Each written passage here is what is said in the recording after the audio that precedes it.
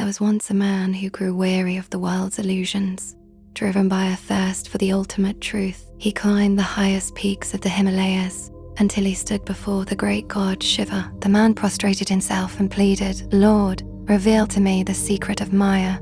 Show me the nature of this world dream." Shiva looked down with a faint smile and said, "I will show you. But before I do, I am thirsty. Go down to the village in the valley and fetch me a glass of water." The man, eager to please the divine, hurried down the mountain. He reached the first house in the village and knocked on the door. It was opened by a young woman of such radiant beauty that the man stood frozen. He forgot why he had come. He spoke to her, they talked, and he stayed for the evening. One evening turned into a week, and a week into a lifetime.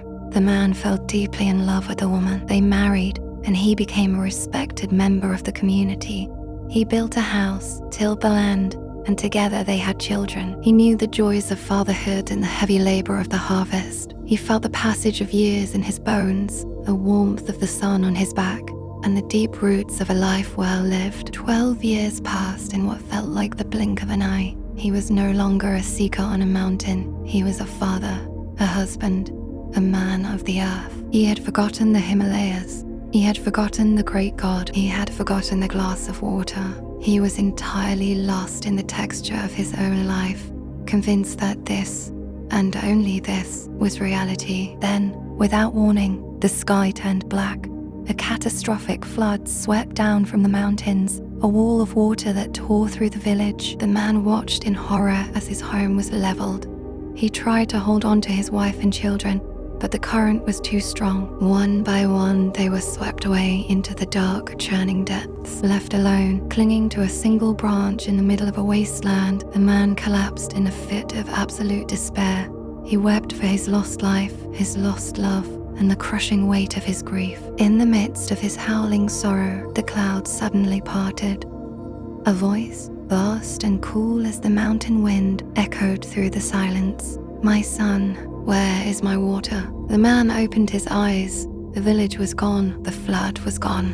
The 12 years of family and heartbreak had vanished like mist. He was standing once more before Shiva, who held the same faint smile.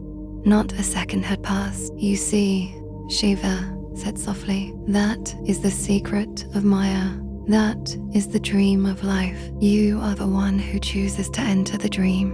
You choose to forget who you are so that you can experience the thrill of being someone else, to feel the joy of love and the sting of loss. You are the infinite, playing at being the finite. You are the dreamer who has become so lost in the story that you believe the play is real. But remember, you are the one who wrote the script, and you are the one who can wake up whenever you truly wish."